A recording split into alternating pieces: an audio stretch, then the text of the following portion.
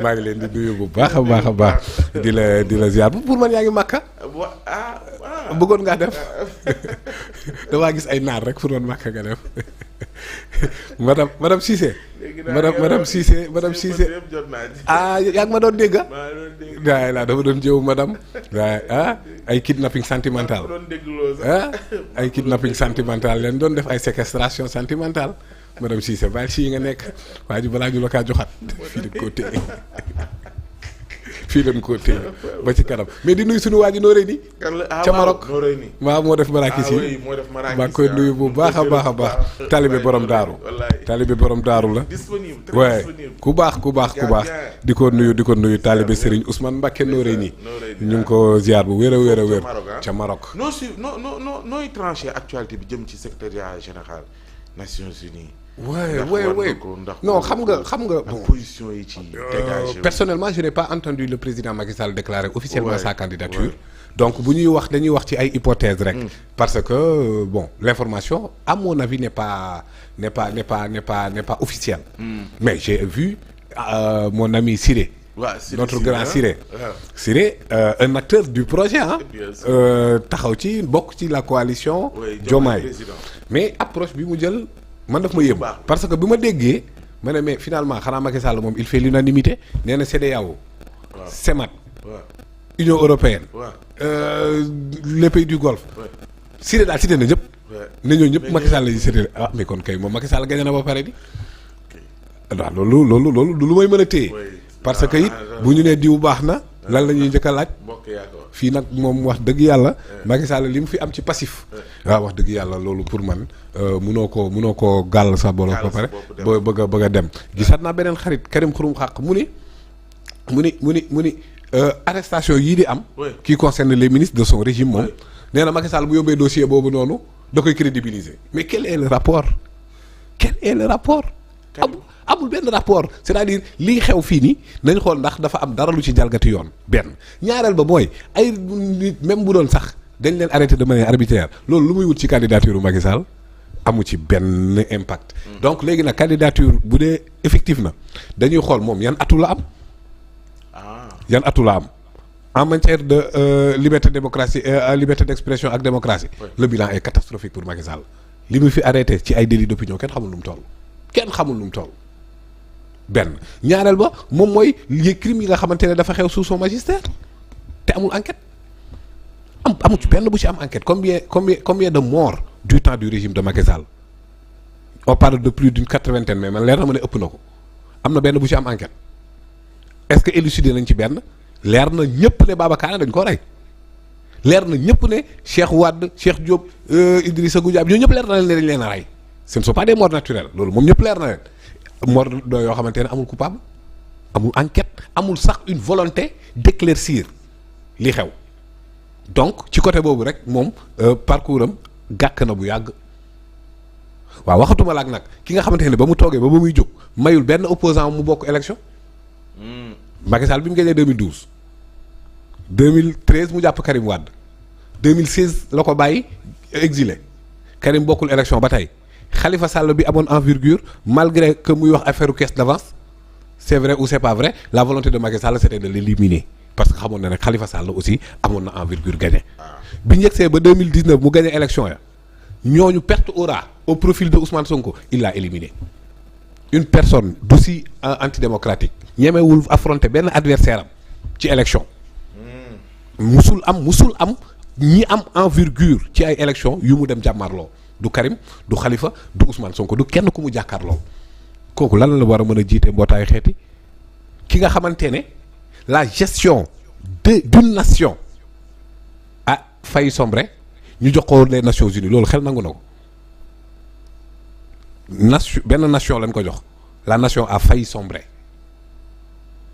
et elle a même sombré parce que nation bokkul ak état nation mooy li Senghor doon wax le commun vouloir de vie commune maanaam bokk gi ñu war a bokk ci dund ensemble Macky Sall bi muy jógee ci réew mi dafa divisé donc il n'a même pas consolidé une nation comment on peut le confier les Nations Unies sama xel nangu ko te fooguma ne mbootaayu xeet yi seen xeet nangu na ko ba demal xool ay Boutros Ghali demal xool ay Kofi Annan xoolal ñeneen ak ñeneen ñi nga xamante ne da ngay xool seen jaar-jaar ndax am na kenn ku ci am passif bu ni toll amul beneen bi nag moom mooy bul fàtte le dossier qu'il a au niveau de la CPI. waaw wax ne dossier dara du mujj fenn. ah déedéet Juan Branco jëlul ay feuilles yu doon naaw ci mbedd mi mu kii leen de déedéet forul ay journaux yu yàgg confectionné ko dem yóbbu CPI déedéet ce sont des morts réels nee naa la Pape Amadou Keïta du mort naturel ñëpp xam nañ ne ñu am ku ñu war donc dossier ba ñu ko dugal CPI dossier boobu dossier bu existé la. ak moom en tant que garant du bon fonctionnement des institutions en tant que garant de la stabilité et de la sécurité nationale benn once d'enquête amul ci moor yooyu yëpp benn man li may wax nii bu dee ay faits yu ma inventé la na nit ñëw toog ak man fii nii ne ma loo inventé la lii may wax nii fii la xewee ci Sénégal nekkul planète Mars. d'accord kon affaire à donc kon déedéet non pour man dossier bu ko présenté s'il ose présenter ça présentation bu catastrophique la benn bu dee nag moom ci boppam parce que ce n'est pas parce que Sénégal soutenir la rek doo dem yeneen pays mën nañ soutenir sa candidature wala lobbying yooyu noonu képp ku ci def benn dafa ngaa jurul Pape Amadou Keïta da ngaa jurul Baba Kaana kuy jàppe naan kii nii nitu jàmm la nitu paix la nitu nangam la mais fii la toll di xupp maanaam moom candidature troisième candidature bu illégal moom waxul de yoon moom ma ko tere de dafa ne dañ ma koy ñaan ci njekk maanaam di bandi les muscles. bu ñu ko suivre affaire classée moo ñuy may ñu dugg ci leneen oui parce que yaa ngi tudd ay morts yoo xam ba tey élucidé wuñu ko moo may ma dugg ci kaawu Bandiaki mi nga xamante ne gis nga certainement suivre nga information bi xam naa ni bëgg ngaa sori foofu mais affaire à suivre mais dama bëgg interpeller justice bi Pape Ousmane ci lan mais yaa ngi wax Bandiaki waaw on a parlé de Azoura Kairé actuellement ordonnance de clôture bi laa bëgg waa léegi lan la justice doon suite bi bu dee juge d'instruction bi def na ordonnance de clôture laisse-moi poser ma question à la justice sénégalaise mais te du lu laa dem ne si bi nee nañ torture bokku ci rey bokku ci mais pourtant cas yooyu yëpp ñu ngi fi ba tey la justice pourquoi elle ne bouge pas léegi nii bi may waxee léegi nii laa dajal fii nii ci station Castor bi benn jeune patriote bu tudd Bamba maa ngi koy nuyu au passage il m'a montré les cicatrices des tortures qu'il a vécues foofu noonu lu ko teree porter plainte loolu laa ko wax ma ne ko porter plainte parce que Bamba ñoo teree justice dox déedéet kan mais Azoura Fall kenn porté ko plainte justice moo autosaisir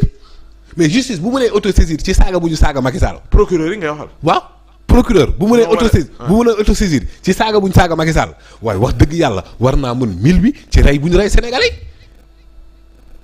waxuma maanaam Azoura reyul kenn Kairé reyul kenn teewut procureur autosaisir na ci mbiram waaw lu tax Pape Amadou Keïta mënul porter plainte Babacar na mënul porter plainte ñii ma lay wax ni ñu ngi bar sax ci image yu la justice doon wax ni y a eu des images yu existé yu wane mais lan la ñuy xaar pour autosaisir ci cas yooyu noonu lan la ñuy xaar léegi nag Bamba mi ma dajeel léegi moom nee naa ko mu porter plainte moom te dama koy gunge mu porter plainte te identifié na ñu ko def loolu en tout cas même bu amul identification il peut porter plainte contre X Pape Abdoulaye Touré porté na plainte non mais léegi yoo xamante ne amul plainte ñu ngi ci autosaisir mais ay la yéwén yi am plainte yoo xamante ne ay torture la du ay saaga du ay saaga ay torture la ay meurtre la waaw léegi nag monsieur Bandiaki n'est-ce pas nee nañ clôturé nañ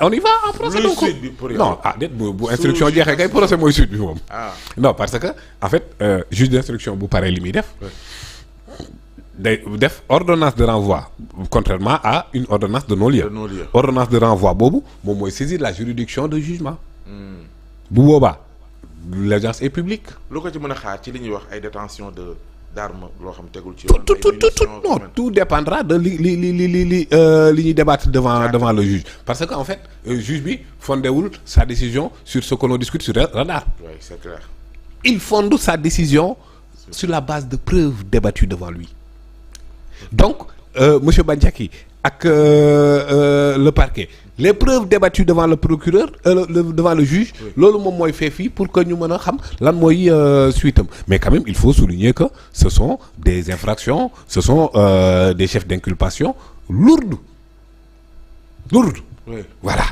donc mais correctionnel et puis oui lourd chef d'inculpation délit mën na lourd oui bien sûr léegi nag les débats menés bien ak l'instruction du cabinet d'instruction ça va faire des révélations aussi. Ah oui, allons-y voir. Oui, sur la chaîne l'audience est publique, Pape Ousmane, vous serez là-bas. Oui, d'accord. Oui. Mais bien sûr, Bandiaki, il s'y connaît. Ay déballage. Bandiaki, il s'y connaît. Xamna. Bandiaki xamna. Mooy ñi nekkoon derrière. Xam na. Mel ni Dame Mbodj ñu koy intéressé la. Ah, par exemple. Parce que Dame avait déposé plainte. Bul fàtte loolu aussi. te déposé wu ko aussi sur la base de ay journaux yu doon naaw mu jàpp ci sur la base des faits réels. Voilà. Donc yooyu noonu yëpp après ça va élucider. Pour man ces cas de torture yi ñuy wax ni yëpp. mais loolu du néant. bi ñu convoqué woon Amadou Sall maa ngi la doon wax ne am na ñi ci rax ñoo xamante ne. cay takk der lañ bokkoon. par exemple am na tur boo raan. Waaw mais allons-y voir Pape Ousmane. foog nag ci wàllu woowu mu baar. mu gaaw non parce que en fait plus d'un an après la chute du régime les blessures sont toujours là boo xoolee yenn interpellation yi ci yenn boy patriotes yi les Azoura ak yooyu mais da ngay xam ne les séquelles de ces tortures sont toujours là waaw mais nag léegi kan moo war a réparer boobu. Voilà. Est-ce que du front yi mu nekk bari. déedéet front bi dara ëpp ko solo. mu ngi ci reddition des comptes. Oui. ci de l'autre côté beneen pàcc justice la muy le parquet financier. Oui. moom mooy lijjanti lépp luy infraction à caractère financier. Oui. loolu moom moo koy gérer. beneen pàcc sur la qualité des mises en cause haute cour de justice mooy ministres yeeg seeni complices mais li ma lay wax nii c'est le parquet d'instance. kooku donc kon. ku ci nekk ak sa liggéey dara bokkul kenn mënul maanaam amul kenn ku ñu ne da nga bëri ay dossiers front yi mu nekk bëri justice d'accord mais justice ay pàcc la ku ci nekk ak la nga war a lijjanti tey jii nii quel que soit benn danger bu ministre def dans l'exercice de ses fonctions ce n'est pas le procureur Ousmane Ibrahima Ndoye c'est la haute cour de justice ma ngay doxalam le parquet financier mi ngi doxalam mais le parquet d'instance dina doxalam te li mu war a doxal pour man dara ëpp ci solo lii ma la wax nii lan la ñuy xaar ci loolu. ñu lijjanti ko. non pour man priorité la parce que justice à 80% moo fi jëlee Macky Sall à plus de 70% moo fi teg président Diomaye donc je le dis et je le répète. S'il avait réussi dans ces tournées économiques on y reviendra. def Sénégal benn ngandi Eldorado gratte-ciel yi di jóge Mboro di am ay lac artificiel ay gratte-ciel ak lu ne mu réussir sur le plan matériel s'il ne rétablit pas la justice le mandat c'est un échec là. lac artificiel maître El Hadj Diouf. ma ne dénkoon ay jamono. waaw ma ne lu mu mën a réussir le président Diomaye sur le plan matériel. te restaurer wul la justice pour ces nombreux morts. pour ces cas de torture. il a échoué son mandat. alors ak quel que soit nag bu rétablir cette justice.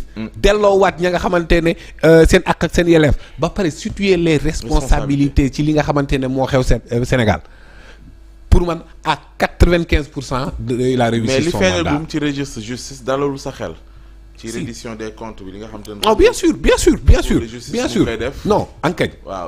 parce que nga am une conviction forte que ni bu dee. oui doxee mën na dem ba ñu lijjanti situer les non responsabilités. non dafa yéex fi xewoon.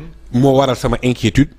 dafa yéex ndorteel bi. dafa yéex non dafa ñuy xaar ci ñii ñuy xaar ci ñuy xëy rek commencé woote ngeen ne finalement kon yéexatul. defar nañ ko xam nga dama ko pàccal. la reddition des comptes. Ouais. à la haute cour de justice. mi ngi dem normalement. le pôle judiciaire et financier mi ngi def normalement.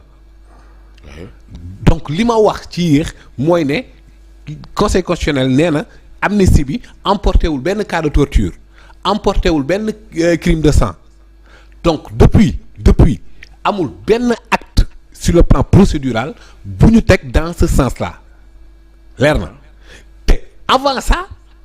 justice bi dafa taxawoon amul benn acte de poursuite bu ñu ci def dans ce sens alors que malgré loolu mu taxaw conseil constitutionnel nee na musul concerner ces cas de torture et de crime de sang léegi nag tey jii nii ba léegi nii amul kenn kuñ ci interpellé amul benn acte de procédure buñ ci teg loolu nga naan daa yéex mais loolu Sénégal yi constant de do dara amul benn obstacle bu koy empêcher mu autosaisir ni mu mën a autosaisir ci insulte contre Macky Sall Macky Sall ce qu'il nous a fait c'est plus que insulte là ay bakkan ñoo rot donc kon te li tax ma ne Macky Sall mooy ne moom moo garantiroon la sécurité du Sénégal alors donc amul benn acte buñ ci tege c'est normal que je m'interroge maintenant nag effectivement lan moo buñ ne ma ndax sa xel dal na ci ndax dina amam déet waaw sama xel dal na ci parce que li jot a xewagum ci administration de la justice par rapport à la haute cour déggoo fi kenn ku yuuxu ne la violé nañ sama droit wax nga dégg fi wax bu nekk nag dégg nga fi lu nekk règlement de compte chasse aux sorciers lu nekk dégg nga ko fi mais déggoo fi kenn yëkkati la benn disposition ne la violé nañ ko pour tel individu ci administration de la justice te loolu pour man loolu moom mooy challenge justice bi. dinaa ñëw ci réaction kenn koo xam te ne wax na ci. muy kan di le juge Dème dinaa ci ñëw. waxal ci li nga xamante ne waxal moom noonu la. mais balaa may sori noonu ci registre ba tey reddition des comptes bi déglu nga ku mel ni Kaaw Sophie Gladima ci rendu presse bi ci témoin bi wax mu mel ni dafa militer en sa faveur. oui loolu pour yow. oui waaw cas boobu noonu pour man effectivement parce que l'entrepreneur bi nga xamante ne moom lañ wax ne exécuté wul marché bi pourtant dafa teg lu leer déjà matériel yi ñu ko jëndloo woon jënd na ko ba stocké ba ma ne mi ngi ne léegi fa mu waroon a tabaxee autorisation bi mu waroon a am moom bail bi lañ annulé mu ne leen léegi jox leen ma beneen bail ma def mbir maa ngi nii matériel yi ma jënd ngi nii xaalis bi mi ngi nii bu dee da ngeen maa jox terrain bi ma exécuté buñ ma joxul terrain bi xaalis baa ngi nii matériel yaa ngi nii xam nga loolu leer na donc à la décharge de madame Sophie Gladima je pense que ni effectivement ça milite en faveur de